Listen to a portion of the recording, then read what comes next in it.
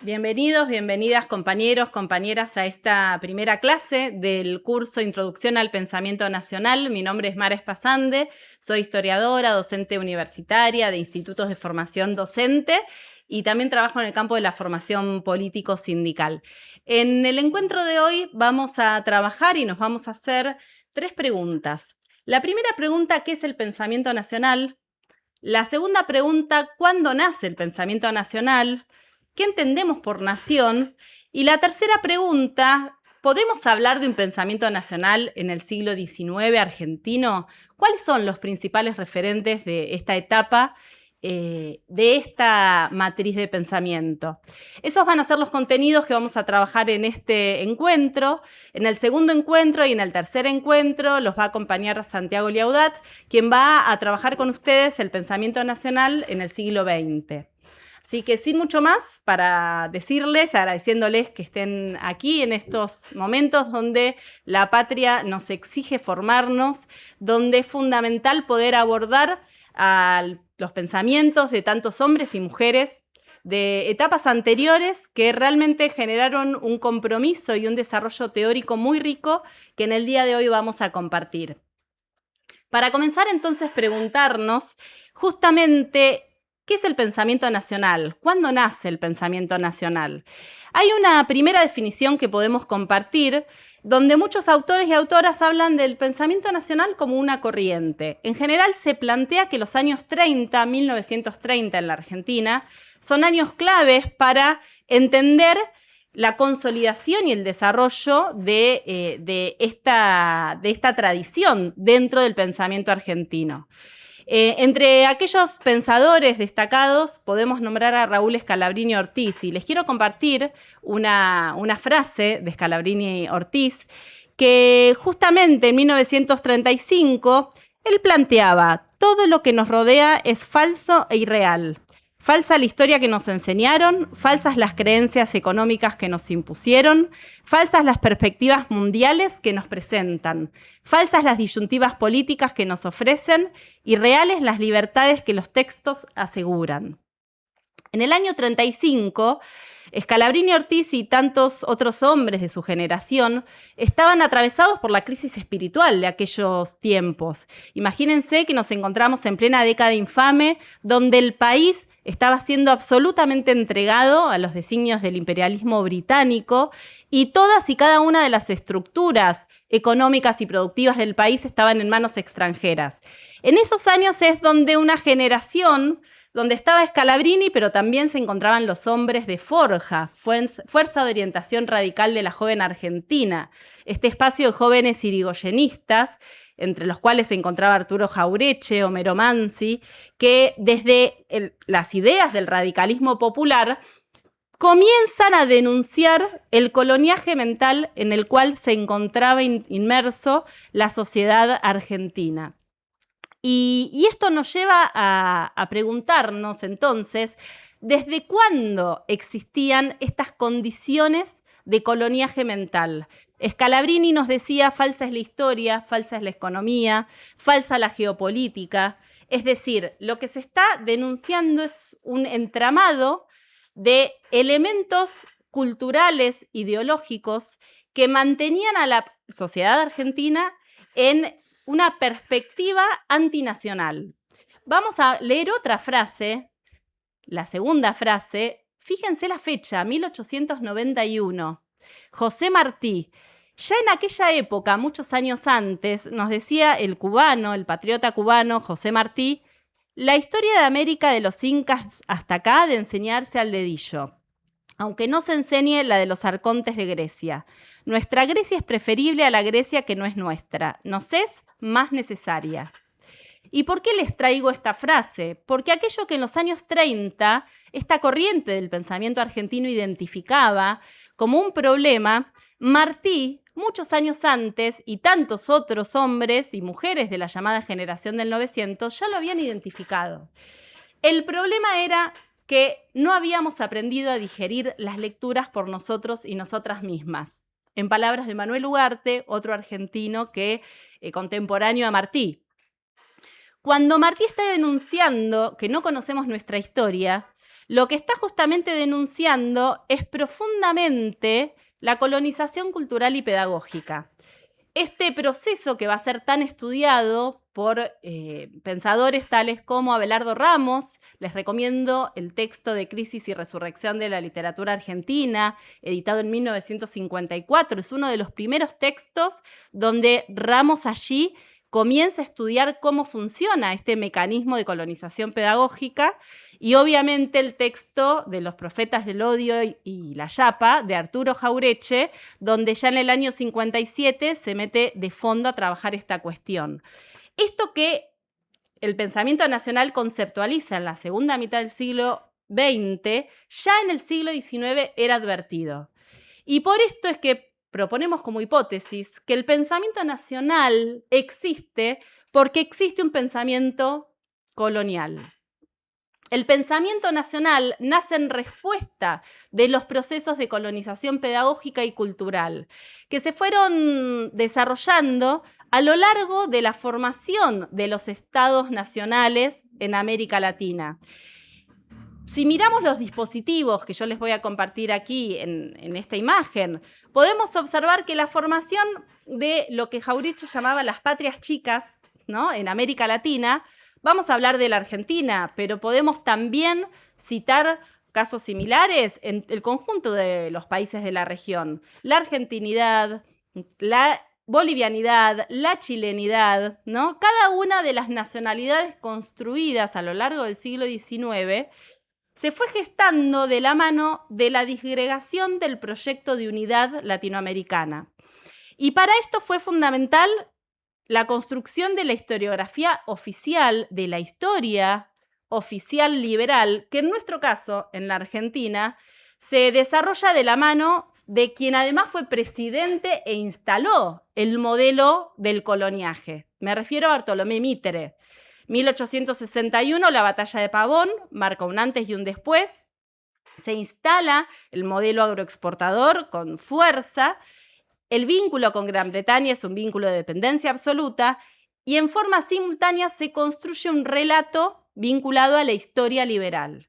Esta historia liberal se va a enseñar en las escuelas y también va a estar presente en la pedagogía de las estatuas. ¿Cuáles son los nombres que aparecen, ¿sí?, vinculados al origen de la patria? Un origen de la patria que se presenta como la patria argentina, lejano a la patria americana, por la cual, como luego vamos a ver, habían luchado todos y cada uno de nuestros libertadores y nuestras libertadoras.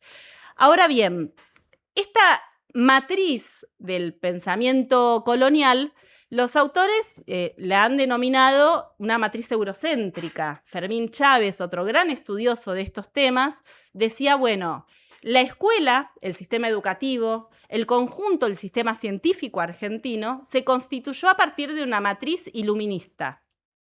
Fíjense, y les voy a compartir ahora estas imágenes donde lo que observamos es cómo la representación del tiempo y del espacio se encuentran absolutamente atravesadas por esta manera de ver el mundo que está más relacionado con los intereses de otros continentes, de otras latitudes que con los nuestros.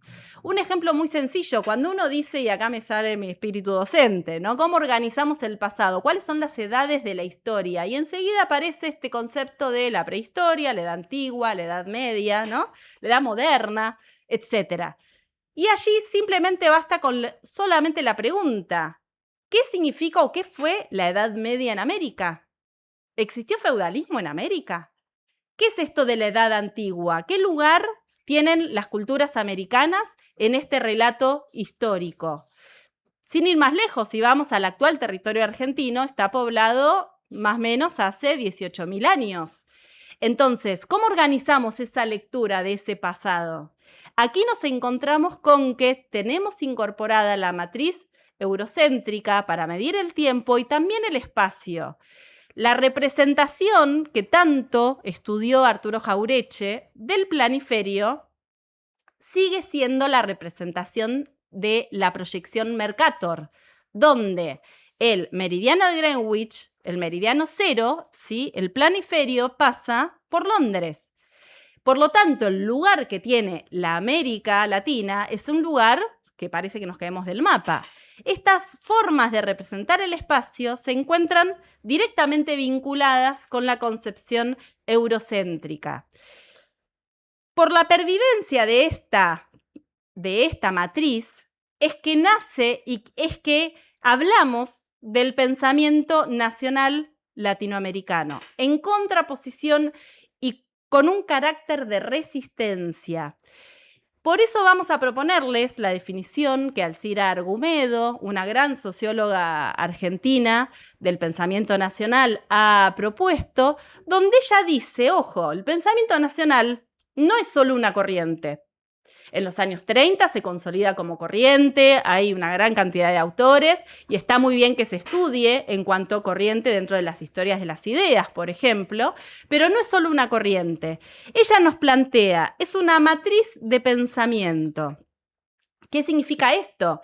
Ella dice, en una obra de los años 90, principios de los años 90, donde gran parte de la intelectualidad andaba nubilada por el discurso del fin de la historia, ¿sí? Y el desuso de las categorías tales como imperialismo en pos de otras como globalización y otras vulgatas planetarias.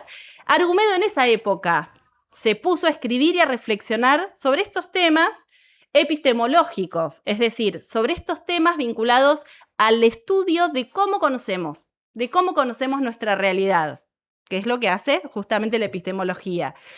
Y nuestra querida compañera escribía, dice, las matrices de pensamiento son formas de reelaboración y sistematización conceptual de determinados modos de percibir el mundo, de idearios y aspiraciones, que tienen raigambre en procesos históricos y experiencias políticas de amplios contingentes de población, y se alimentan de sustratos culturales que exceden lo estrictamente científico o cultural. Fíjense la riqueza de esta definición, porque ella dice, no solo es una sistematización conceptual, es un modo de percibir el mundo. Es decir, al decir de Jauretche, son los anteojos mediante el cual yo miro la realidad. Y en esta forma de mirar la realidad influyen las ideas, pero también influyen las creencias, influyen los valores, influyen los principios. Influye cuál es la definición que yo tengo de qué es una sociedad, qué es una comunidad, qué es el hombre y qué es la mujer, cuáles son los principios que ordenan la vida en sociedad. Todas esas definiciones que están absolutamente internalizadas y que muchas veces, la gran mayoría, no las hacemos conscientes ni las definimos, pero que están, porque nos modifican la manera en la cual interpretamos nada más ni nada menos que la realidad y que lo que pasa. Entonces ella plantea, bueno, esta manera de percibir el mundo conforma una matriz. Imagínense la matriz eurocéntrica, racionalista, liberal, constituida en el siglo XVIII, que es la que plantea en el corazón de su cosmovisión la dicotomía civilización y barbarie. Allí está el corazón fundante de esta matriz que fue hegemónica y que se constituyó en hegemónica en nuestros países de toda la región. Ahora bien, avancemos. ¿Cuál sería la particularidad de nuestra matriz que Alcira denomina la matriz de pensamiento popular nacional latinoamericana? Aquí podemos usar diversos nombres, ¿no?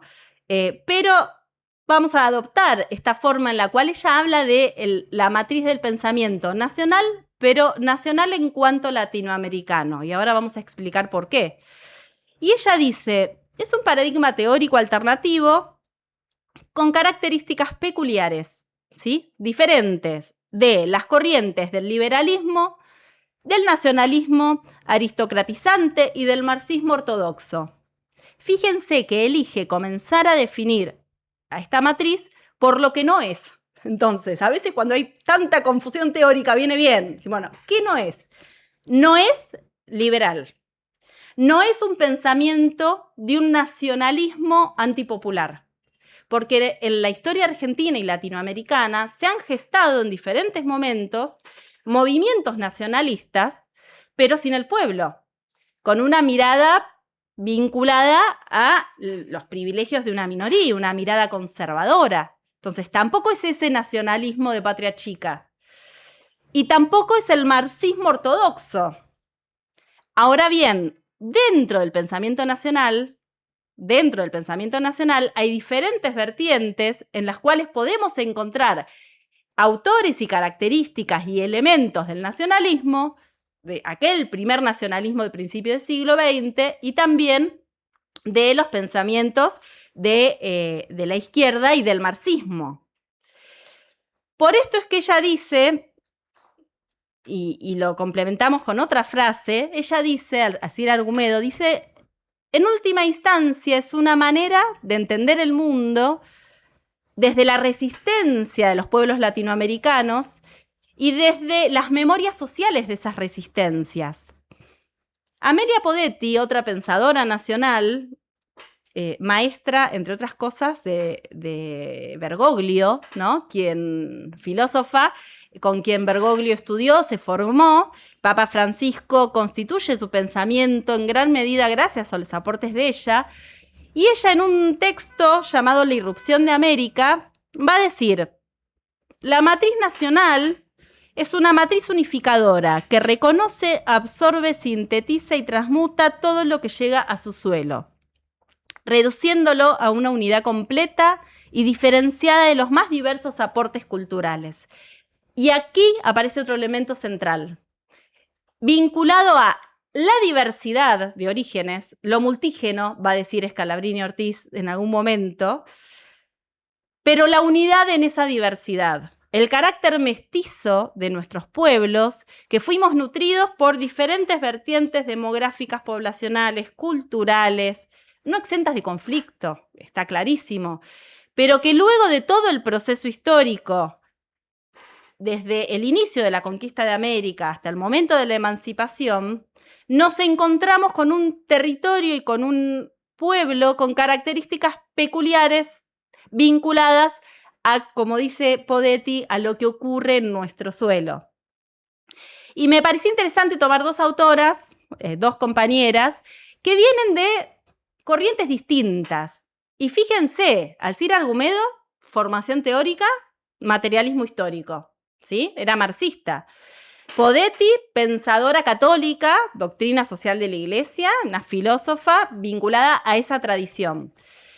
Y justamente es por esto que lo que planteamos es que el pensamiento nacional tiene diversas corrientes, pero es una matriz que tiene elementos en común, tiene características compartidas, donde más allá de ser una vertiente vinculada al marxismo o al historicismo, diferentes formas de definir y comprender algunos elementos, en la próxima imagen que vamos a compartir, sintetizamos cuáles son aquellos elementos que sí atraviesan a todos sus exponentes. En primer lugar, como se deriva de todo lo que acabamos de mencionar, el pensamiento nacional es una matriz de pensamiento situado. Parte de lo local de lo particular. Es decir, la preocupación es pensar los problemas reales de la patria. Decía Manuel Ugarte, hay que pensar desde el lugar donde los pies tocan el suelo, desde la tierra que pisamos. Y esto es una premisa fundamental. Esta premisa nos lleva a una crítica a la idea universal abstracta, ¿no? Que esto lo analiza muy bien Fermín Chávez. El universalismo abstracto sin contexto nos lleva necesariamente a una trampa metodológica y después política. Otro elemento importante es la búsqueda del logaritmo nacional, va a decir Jauretche. Es la búsqueda de las soluciones propias según la realidad de nuestros pueblos.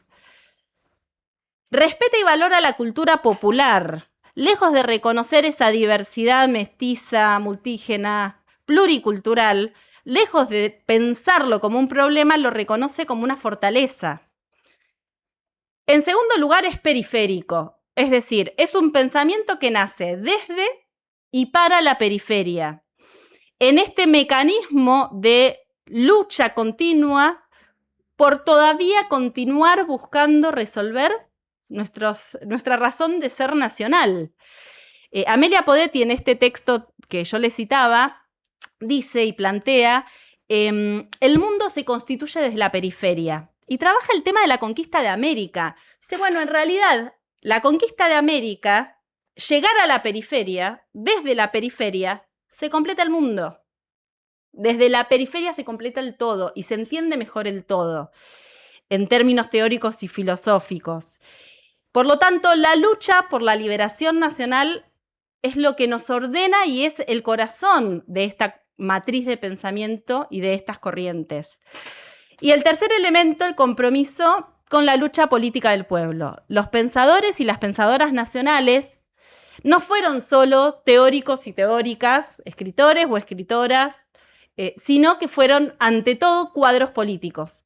Estudiaron diversos temas de historia, temas de economía, de sociología. El pensamiento nacional, al ser una matriz, una forma de comprender la realidad, atraviesa todas las disciplinas.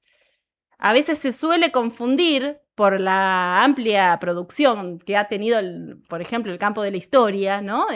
Dentro de esta corriente se lo suele confundir el pensamiento nacional con historiografía, pero no es así.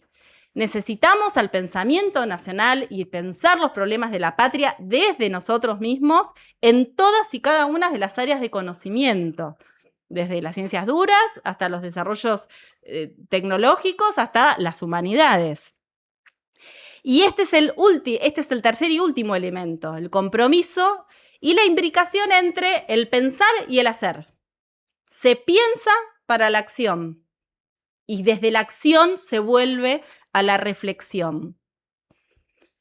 Y una última reflexión sobre esta pregunta de qué es el pensamiento nacional y cuándo nace, que tiene que ver con lo nacional latinoamericano, ¿no?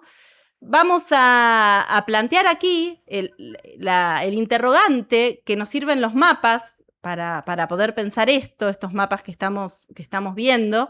¿Somos una unidad fragmentada en estados-nación? ¿América Latina es una unidad de estados nacionales o una sumatoria de estados nacionales, ¿no? Hemos sido, en nuestros orígenes, hemos conformado un conjunto de estados independientes que buscan unirse, o hemos sido una unidad balcanizada, al decir de Abelardo Ramos, una unidad fragmentada. Hay una historia de desmembramiento en nuestro continente que ha sido muy estudiada por Manuel Ugarte, que ya en 1911 generó sus primeros escritos, y luego retomada por la tradición de la izquierda nacional en la Argentina, pensadores como Abelardo Ramos, Norberto Galazo y muchos otros.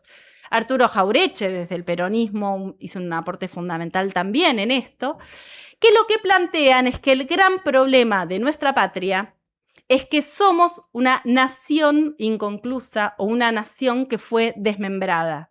Si miramos estos primeros mapas, vamos a observar que en la época colonial, Virreinato del Río de la Plata agrupaba donde hoy está Uruguay, Paraguay, Bolivia, ¿no? Y luego se encontraba Chile, Perú, la Gran Colombia, México. Es decir, había 4 o 5 grandes unidades políticas hispanoamericanas que cuando comienza el proceso de la independencia, bien podrían haber constituido los Estados Unidos de Sudamérica. Y esto es el corazón del problema de la dependencia. La fragmentación y la división en pequeños territorios es lo que condicionó y lo que evitó la posibilidad de un camino autónomo y soberano. Por lo tanto, en esta segunda parte que vamos a iniciar, les voy a invitar a recorrer esas primeras décadas de vida independiente y repensar, reflexionar qué era la nación hacia 1810, 1816 y cuáles fueron los proyectos de aquellos primeros libertadores que sin lugar a dudas constituyen la primera corriente de lo que hoy llamamos la matriz del pensamiento nacional popular latinoamericano.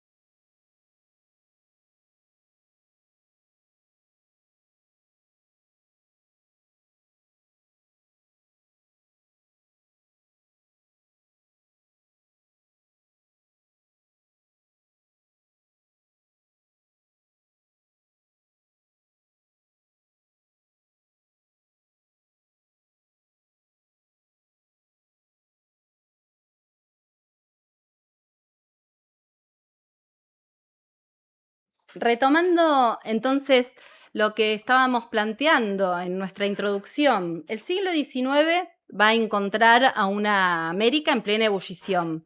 El contexto geopolítico es clave para comprender todo lo que va a ocurrir y la emergencia de estas corrientes de pensamiento revolucionarias, democráticas de nuestro continente. Estamos ante un momento de transición geopolítica. Se está terminando de consolidar un lento proceso por el cual se va a dar un desplazamiento del centro de poder mundial desde el Asia hacia Europa Occidental. Este proceso va a ser lento. Cuando comienza la conquista americana, Europa realmente era una península o era la periferia asiática, ¿no? China y el Pacífico era el corazón de la economía mundial. Ya hacia el siglo XVIII y en particular el siglo XIX, ese proceso de lenta transferencia de poder se va a ver finalizado. Y las guerras de emancipación americana están vinculadas con ese contexto, donde además se produce dentro de Europa también una transferencia de espacios de poder. Me refiero de Europa del Sur, en particular del Mediterráneo y de España y Portugal como las dos grandes potencias, a Europa del Norte, la Europa meridional, y al Atlántico Norte como el espacio central de desarrollo. En ese contexto, en la lucha y en la pugna entre Francia e Inglaterra, y ya la España, que estaba siendo desplazada como una potencia de primer orden, es que se inician las guerras por la emancipación. Y digo que es imposible pensar a las guerras por fuera de ese contexto, porque el proceso en Hispanoamérica hay que ubicarlo en el proceso del liberalismo y de las ideas revolucionarias que se producen también en España. La historia liberal ha desvinculado muchas veces nuestro desarrollo nacional de lo que había ocurrido en la península ibérica, y es importante integrar estas dos dimensiones. A partir del 1800, lo que vamos a encontrar es la conformación de frentes democráticos antiabsolutistas, que van a estar integradas por distintas fuerzas sociales, ¿no? Si uno mira las revoluciones, y aquí en este mapa los podemos observar, vamos a encontrar revoluciones diversas, con características y particularidades. En primer lugar, no hay que dejar de mencionar la revolución haitiana. Haití, el primer país independiente de América Latina, una república negra en 1804, aplica las ideas revolucionarias de Francia, igualdad, libertad y fraternidad, pero la aplica para todos y para todas. Es decir, la población esclavizada se declara libre en el marco de las revoluciones burguesas y con la bandera de las revoluciones burguesas que se habían desarrollado en Europa, en Francia, pero mirando la realidad y mirando los problemas del suelo que habitaban. Esto hace que Haití se constituya en un espacio de referencia política que va a tener gran influencia para el resto de las independencias, no solo en términos ideológicos, sino también en términos concretos con la ayuda que realizan a Simón Bolívar para poder avanzar luego de que él había sido derrotado en uno de los intentos revolucionarios.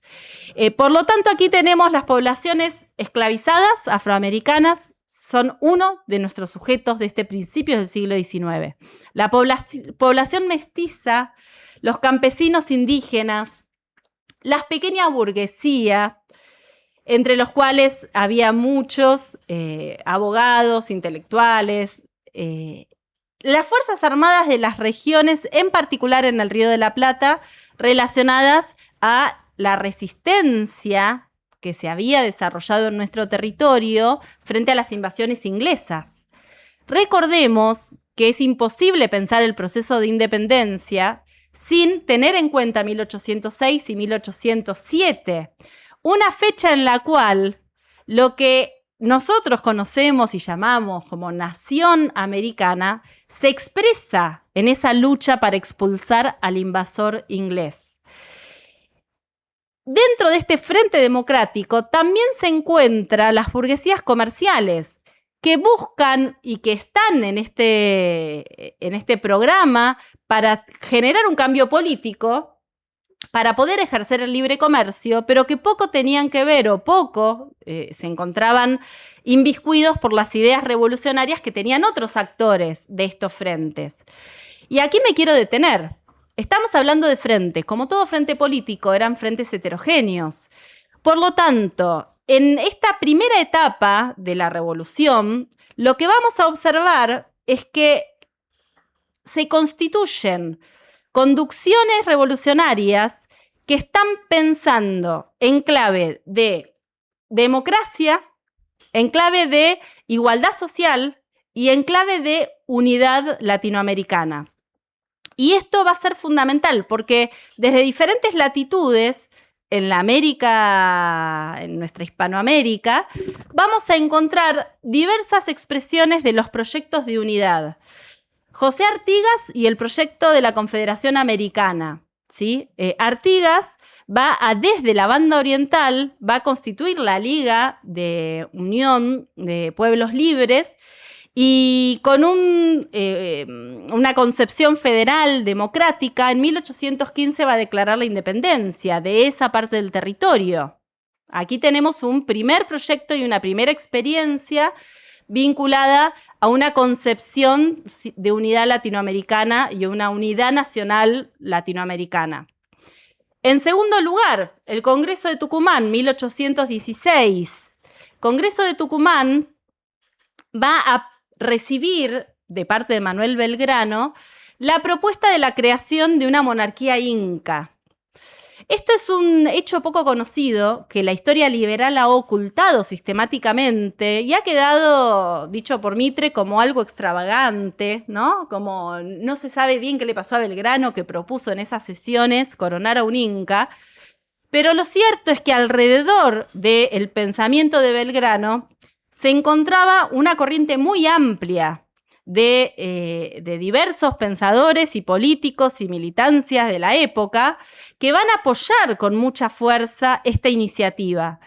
Porque Belgrano se da cuenta de que era fundamental centralizar el poder político para evitar la disgregación de América.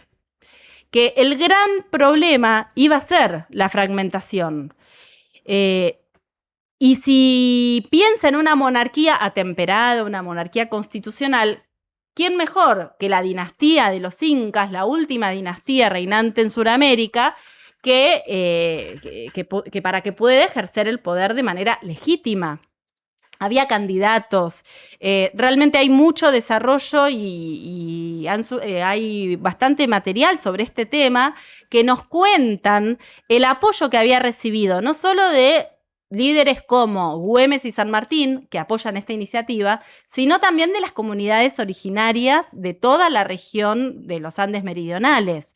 Realmente fue una apuesta importante la de Belgrano, en pensar en la unidad. Ya vamos observando entonces que hay proyectos de unidad, pero que dentro del Frente Revolucionario también hay resistencias, porque en particular la burguesía comercial porteña va a ser quien va a boicotear en diferentes momentos tanto el proyecto artiguista como el proyecto de unidad que proponía Manuel Belgrano. De hecho, para dilatar la medida y dilatar la decisión de cuál iba a ser la forma de gobierno, porque en 1816 se define la independencia de las Provincias Unidas, ¿no?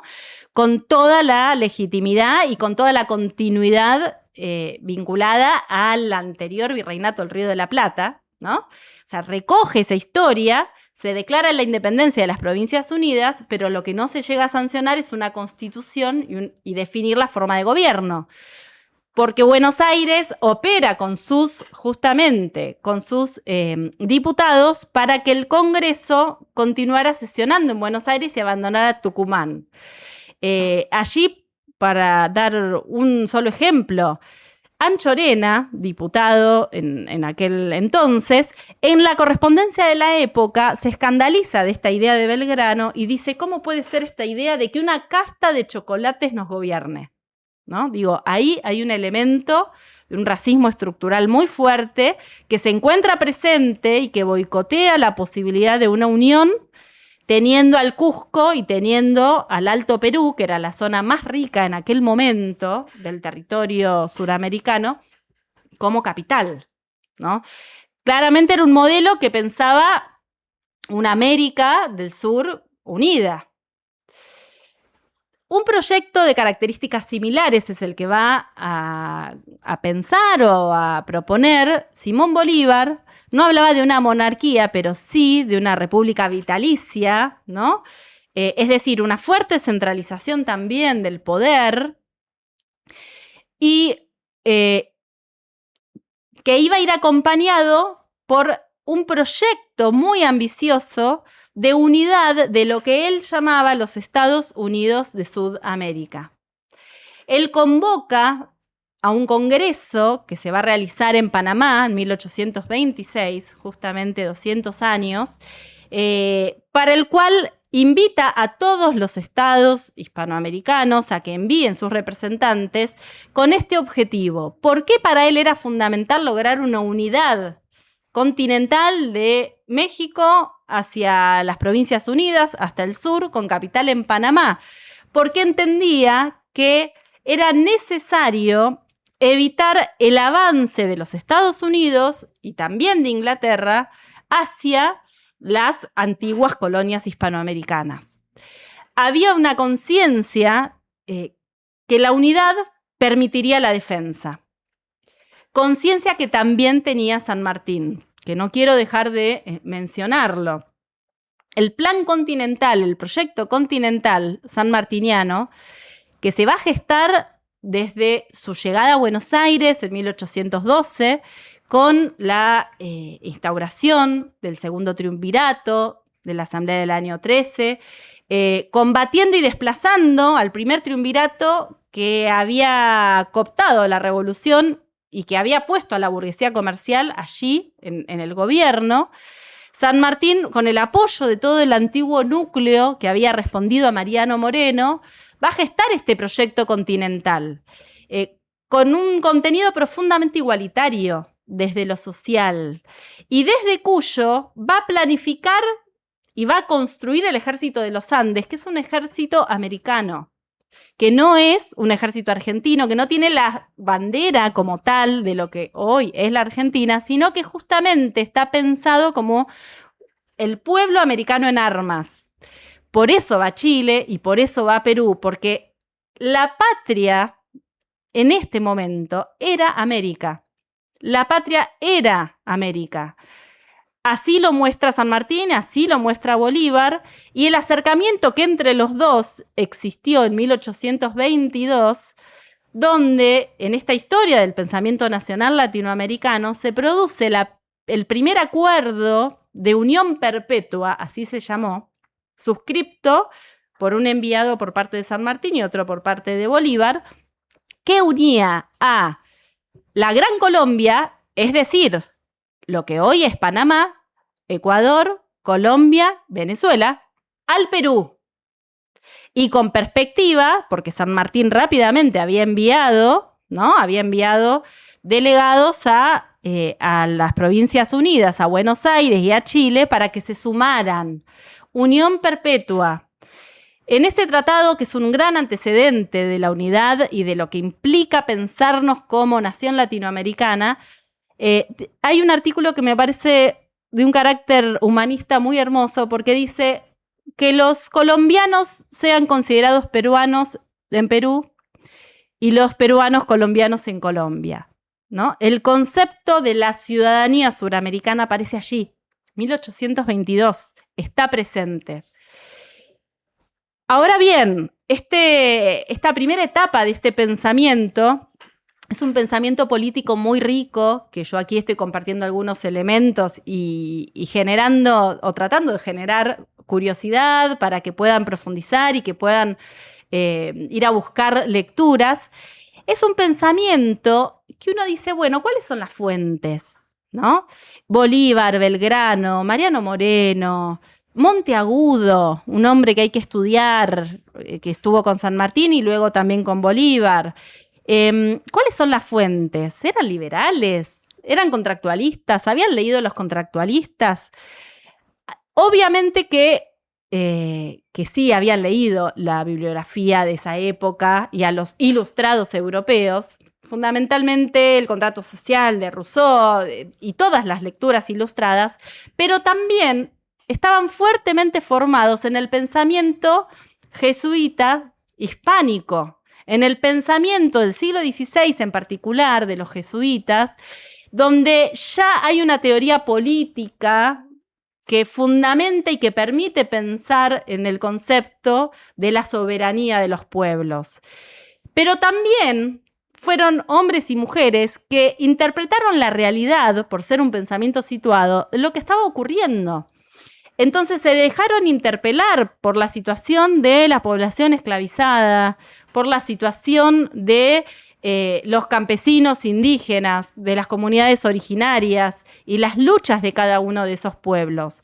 Entonces, en esa mezcla entre la formación del liberalismo democrático europeo con el pensamiento hispánico de los jesuitas y toda la tradición de esta teoría política de España y la propia realidad. De esa mezcla van a surgir los proyectos emancipadores y los proyectos de unidad que son fundantes. Cuando decimos que América Latina es una nación, hay elementos culturales en los cuales nos reconocemos, que más allá de la diversidad de cada una de las patrias chicas, nos sentimos parte de un colectivo, de un todo. A veces difícil de explicar porque no solo se trata de la racionalidad, sino también de una dimensión emocional y de una dimensión del ser y de cómo vivimos y cómo habitamos el suelo que pisamos, ¿no? Y también es una nación porque nos atraviesan los mismos problemas por ser territorio periférico. Y estas luchas que se van a desarrollar durante todo el siglo XIX, que hacen que estos proyectos de unidad no se logren, no se lleven a cabo, las tenemos que tener presentes porque nos marcan un horizonte de hacia dónde, ¿no? Hacia dónde en este siglo XXI debemos avanzar. Vamos a concluir esta segunda parte y vamos a iniciar la tercera parte con la pregunta de, ya en el Río de la Plata, en nuestra Argentina, en la formación del Estado, ¿qué pensadores van a recoger el guante de estos primeros libertadores y van a escribir importantes obras en la segunda mitad del siglo XIX?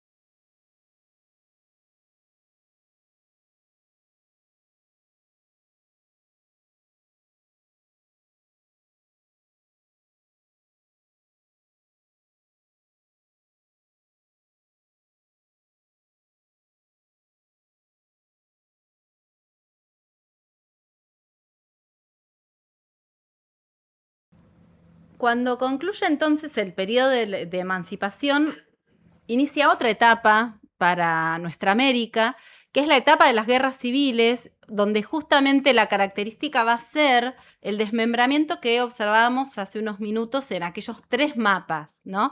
La América Latina se balcaniza, se divide, se encuentra atravesada por conflictos bélicos y el proyecto de unidad de principios del siglo XIX fracasa. Ahora, ¿fracasa o es derrotado? Es la pregunta que nos podemos hacer. ¿Cuáles son aquellos factores que nos permiten entender por qué el proyecto de unidad de Bolívar, de San Martín, de Artigas encuentran muchas dificultades? En primer lugar, hay que marcar el contexto geopolítico, que ya lo hemos mencionado. Es un momento en el cual el capitalismo mundial se encuentra fuertemente consolidado de la mano de la Revolución Industrial, e Inglaterra y también los Estados Unidos, hacia 1824-25, que es cuando concluyen las guerras de emancipación hispanoamericanas, ya se encontraba con un fuerte desarrollo y con una necesidad de obtener mercados de consumo y materias primas. El momento geopolítico mundial en el cual terminan nuestras guerras de la independencia es crucial para comprender esto. El imperio necesita de nosotros, de nuestros mercados de consumo, traer sus productos elaborados ya mediante las máquinas y mediante la revolución industrial, y también va a necesitar y va a demandar nuestras materias primas. Ahora bien, esto no hubiese sido posible de no ser por la complicidad de las burguesías comerciales. Entonces aquí avanzamos hacia una cuestión central, que son las aristocracias criollas, aquellos dedicados al comercio, que van a encontrar en los puertos una nueva fuente de poder, y en la alianza con los británicos, en particular en toda América del Sur y en Centroamérica y el Caribe con los Estados Unidos, sus aliados y sus nuevas metrópolis a las cuales tributar y también de las cuales obtener beneficio. Y esto se va a producir a lo largo de todo el siglo XIX de una manera sistemática y sincrónica. Tenemos que pensar que Gran Bretaña en América del Sur va a llevar una política desde sus cuerpos diplomáticos fundamental para lograr el endeudamiento de los diferentes países, de las nacientes naciones. Es bien conocido el caso del empréstito Baring Brothers, tomando por el gobierno unitario de Buenos Aires en 1824. Lo mismo ocurre en el resto de los países de la región. La política de endeudamiento es una política sistemática de los británicos, así también como la firma de los tratados de libertad, navegación, amistad, ¿sí?, y comercio. También van a impulsar esos acuerdos y esos mecanismos. Y también la explotación en áreas estratégicas, como por ejemplo la minería. En nuestro caso, y aquí vamos ya al Río de la Plata, los unitarios, en particular representados por Bernardino Rivadavia, va a llevar adelante una política pro-británica donde, por ejemplo, va a intentar avanzar sobre las minas de Famatina, ¿no?, provincia de La Rioja, por lo cual va a confrontar con el caudillo de esta región, con Facundo Quiroga. ¿Por qué nombro esto a modo de ejemplo? Porque lo que estamos viendo, y volvemos aquí les comparto esta pequeña placa, es el desenlace de lo ocurrido en el siglo XIX. Las guerras civiles donde se confronta y donde se enfrenta un proyecto unificador y proteccionista. Los libertadores habían planteado unidad, protección de la industria, en ese momento artesanal americana, defensa de los sectores populares, de los gauchos, de los campesinos, distribución de la tierra en algunas de las zonas que mirábamos antes en el mapa. A este proyecto de unidad, de patria grande, de protección industrial, va a confrontar el modelo de la burguesía comercial, el modelo del libre comercio, en articulación directa con Gran Bretaña o Estados Unidos en la región norte de nuestra América. Por lo tanto, si avanzamos hacia la próxima imagen, vamos a encontrar una América una América dedicada a la producción de materias primas, una América donde toda su potencia productiva se va a ver absolutamente mermada y absolutamente desaprovechada. Fíjense que este pequeño gráfico escolar nos muestra justamente aquello que los británicos habían planteado: cada país produce aquello para cual la naturaleza lo dotó. Bueno, cualquier similitud con el presente, claro está que tiene todo que ver, ¿no? Esta primera división internacional del trabajo del siglo XIX nos dejó en un lugar proveedor de materias primas que implicó la necesidad de la división de nuestro continente. Por eso Abelardo Ramos, en esta mirada tan lúcida sobre ese siglo XIX, dice: América Latina se encuentra dividida no porque es subdesarrollada, sino que es subdesarrollada porque está dividida. Es decir, los problemas del subdesarrollo, los problemas de la dependencia, tienen que ver y se relacionan directamente con la división del territorio continental. Manuel Ugarte lo plantea en términos de soberanía incompleta. O sea, él dice: si no reconstruimos aquella unidad fundante, aquella nación americana, es imposible el ejercicio de la soberanía en términos de defensa, en términos de desarrollo económico, de infraestructura, de industria. Otro gran estudioso de estos temas fue Scalabrini Ortiz, que en este mapa que vamos a ver aquí, en el mapa al lado de la producción de materias primas, van a encontrar el otro mapa, donde allí observan las líneas férreas. Fíjense cómo los británicos también influyen en el modelo productivo, logrando que todos los puertos se conviertan en espacios de extracción de riqueza.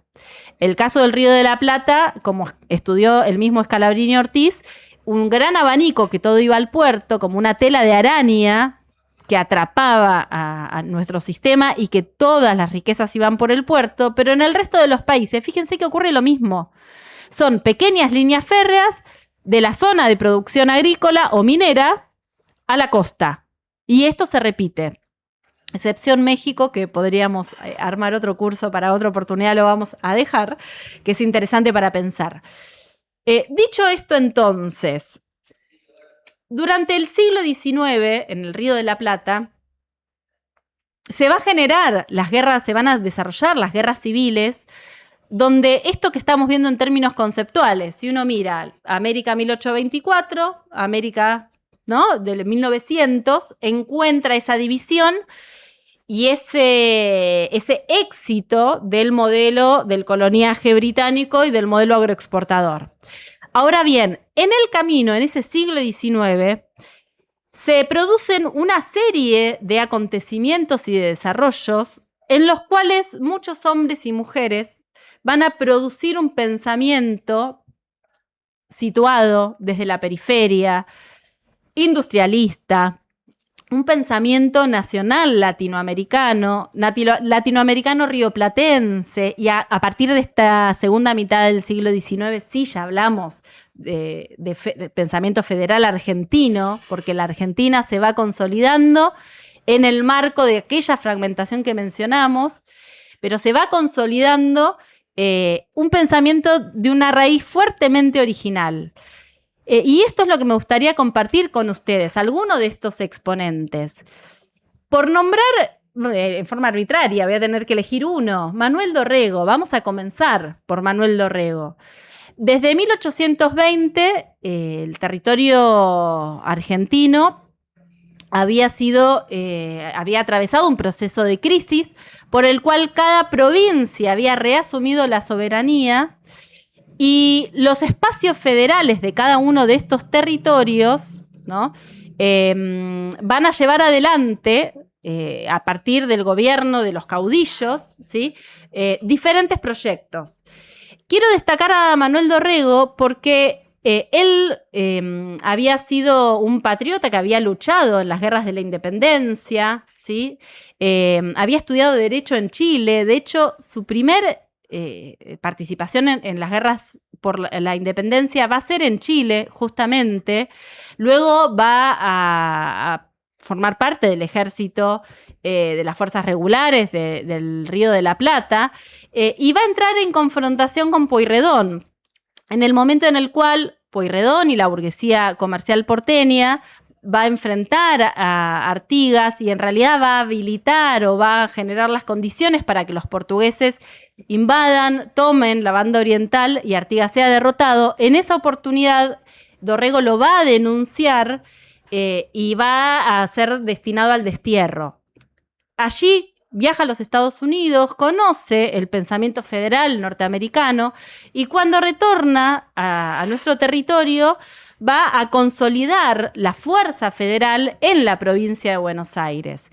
En 1826 participa en la Convención Constituyente, que había sido convocada para sancionar una constitución. Recordemos que es la constitución que luego sanciona y que lleva al gobierno a Rivadavia, que es rechazada por todas las provincias, justamente por su carácter unitario.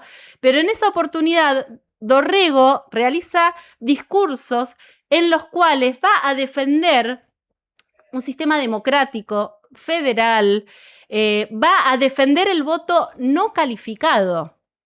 Y habla justamente de que es importante que todos los ciudadanos puedan expresarse en el voto. Estamos hablando del primer antecedente a la defensa del voto universal, en un momento donde la institucionalidad recién comenzaba con mucha dificultad a formarse, ¿no? Dice, para evitar una aristocracia del dinero, plantea él. Esto ya en el año 26. Cuando se desatan los escándalos de los negociados de los unitarios con los británicos por las minas de Famatina, que mencionaba hace un ratito, va a ser él el que va justamente a denunciarlos. Va a ser uno de los principales opositores a ese gobierno unitario que, dicho sea de paso, había abierto el comercio y había levantado los aranceles de la aduana, generando una invasión de mercancías en todo el territorio rioplatense, de mercancías inglesas. De aquella época se observan ponchos Made in Manchester.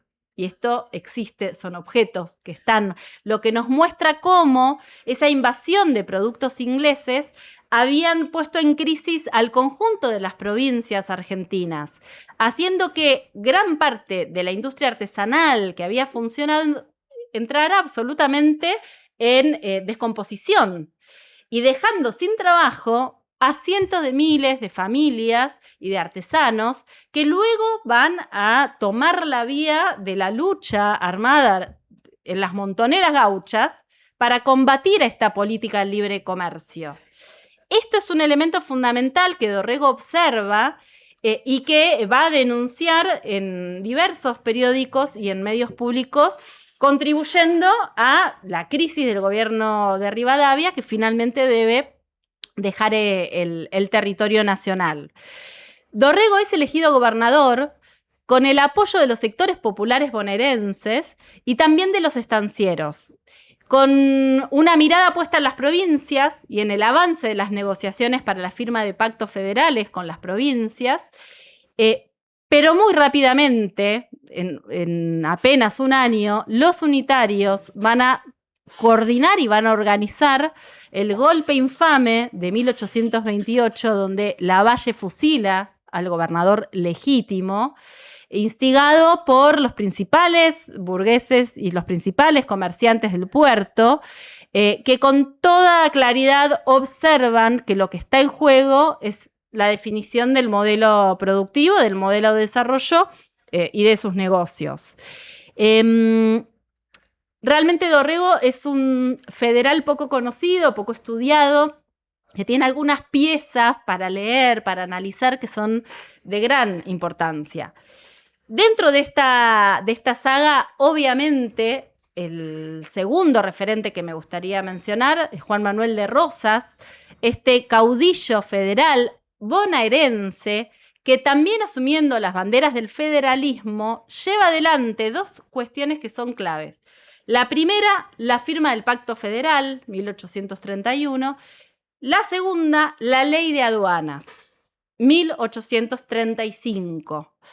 Rosas entiende que es necesaria la pacificación de las provincias y de la Confederación Argentina y por eso propone esta medida proteccionista del cobro del aumento de aranceles a los productos manufacturados que entraban por el puerto para poder dar alivio al conjunto de las economías regionales que habían quedado destruidas después de 7 años, 8 de gobiernos unitarios. Por lo tanto, él allí encuentra un espacio de consolidación de este régimen de la Confederación que además va a delegar en él el poder de la representación exterior. Y esto lo va a llevar a confrontar con las grandes potencias. 1838, bloqueo francés. 1845 inicia la Guerra del Paraná.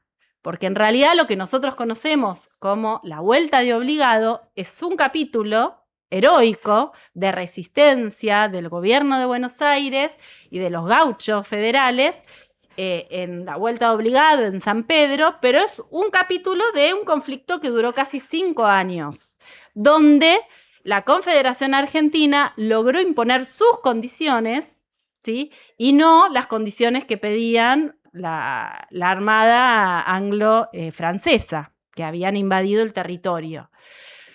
Cerca de Rosas hay un pensador napolitano que quiero también mencionar porque suele juzgarse en la historia liberal al rosismo y al espacio federal como casi carentes de pensadores e intelectuales. Y en estos años se encuentra por allí Pedro de Angelis, que había nacido en Nápoles, como yo les decía, un gran pensador, historiador, epistemólogo, filósofo, que trae al Río de la Plata las ideas de Vico y que va a desarrollar una obra editorial importante durante todos estos años, los años 20, 30, 40. Y lo quiero destacar porque es un hombre que en 1853, cuando se producen los debates por la Constitución Nacional, recibe como encargo de Urquiza escribir un preproyecto, así como Alberdi también recibe este encargo y escribe las bases. Pedro de Angelis escribe su propio proyecto de constitución en el cual, por ejemplo, aparecía el reclamo explícito de la soberanía de las Islas Malvinas. ¿Sí? Fíjense. Está escribiendo entre 1852 y 1853. Pedro de Angelis es un intelectual destacado de este mundo federal que bien vale la pena ser recordado. También otros federales que inclusive entraron en conflicto con Rosas porque también venían pensando el proteccionismo, pero de una manera aún más amplia o más profunda, como el gobernador de Corrientes, Pedro Ferré.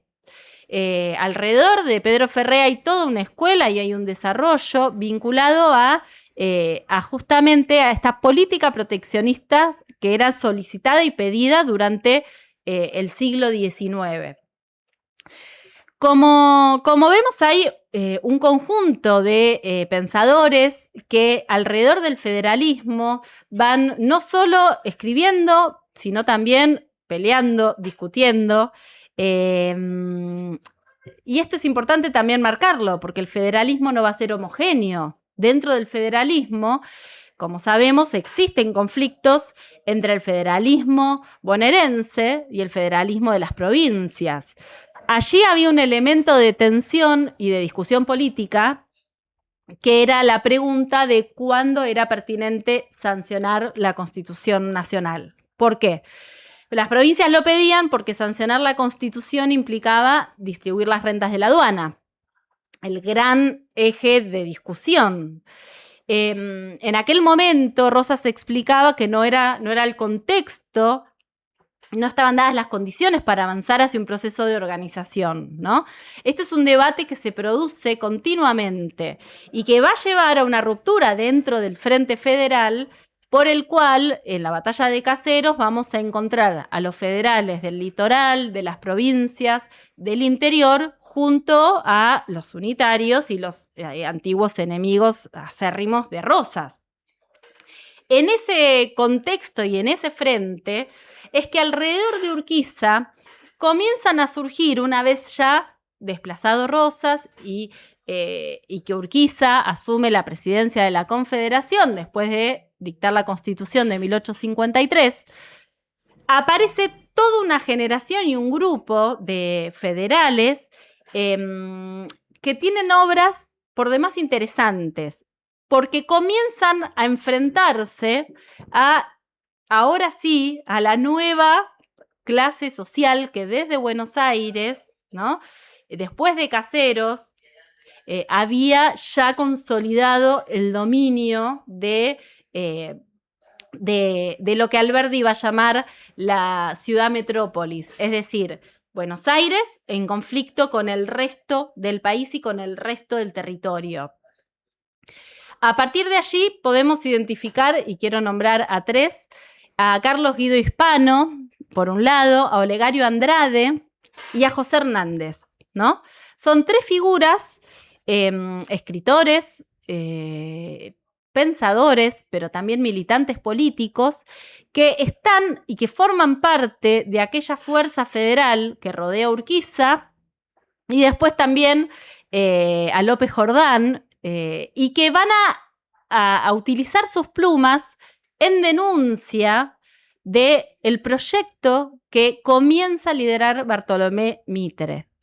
Encontramos aquí la secesión de Buenos Aires, el momento en el cual la oligarquía porteña, integrada por los comerciantes, aquellos antiguos comerciantes, ¿no?, la burguesía comercial de principio de siglo, que ahora sí hace una alianza con los terratenientes, muchos de los que en su momento habían apoyado al federalismo rosista, ahora se van a recostar hacia el puerto y van a fusionarse y van a encontrar en la figura de Mitre y del Partido Liberal Unitario allí la fuerza.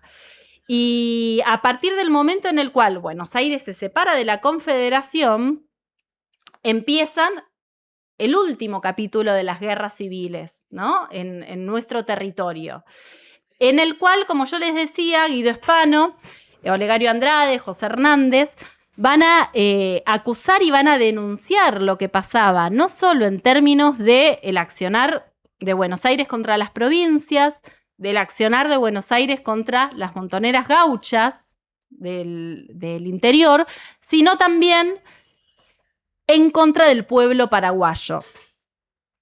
Pensemos que Mitre va a consolidar su política fundamentalmente a partir de dos elementos centrales. El primero son las expediciones de represión a las montoneras gauchas y el segundo, la guerra que lleva adelante en contra de Solano López y del Paraguay. Paraguay, que en esta historia que venimos narrando del siglo XIX había generado un desarrollo autocentrado, era el único país que había logrado desarrollar industria. Paraguay es el primer país de América Latina que tiene el ferrocarril. Paraguay no contaba con analfabetismo, había llevado a cabo una distribución de tierras. Realmente era un país con peculiaridades que el liberalismo rioplatense no lo va a aceptar. En vinculación con y promovido por la diplomacia inglesa, va a hacer una alianza con el Imperio del Brasil y la fracción liberal dentro del Uruguay, ¿no?, y va a ir en contra del proyecto paraguayo. Y en este sentido es que estos autores van a denunciarlo desde el periódico Río de la Plata con una gran lucidez. Y son textos poco conocidos. Otro texto poco conocido es Las dos políticas de Olegario Andrade, que lo va a publicar en 1886, que bien vale la pena también poder recuperar. Y ni hablar de nuestra obra nacional por excelencia, ¿no?, el Martín Fierro, que va a ser escrita por José Hernández entre 1872 y 79, son conocidas y publicadas, pero que son escritas en el marco del exilio. Porque recordemos que José Hernández tiene un trayecto por el cual comienza su vida como soldado federal. y llega a las letras y llega a la escritura a partir de su compromiso político, primero con Urquiza y luego con López Jordán, y que enfrenta sistemáticamente al poder de la oligarquía porteña, por el cual debe exiliarse, ¿no? Y en ese contexto es que escribe, como se conocen a las dos partes del Martín Fierro, la ida y la vuelta. Estamos llegando entonces ya a la finalización de este primer encuentro. Espero haber sido medianamente ordenada y les agradezco la paciencia de compartir este rato juntos. No quiero dejar de destacar otro gran caudillo federal, Felipe Varela, ¿no?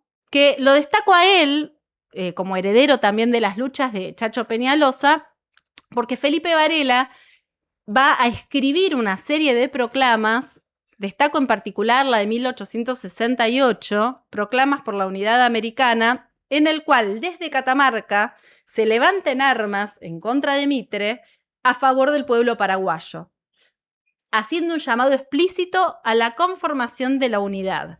De hecho, él integraba una red de espacios denominados de esta manera, la Unión Americana, por el cual lo que proponían era retomar el proyecto de principios del siglo XIX de la conformación de los Estados Unidos del Sur o de una confederación de estados americanos, ¿no?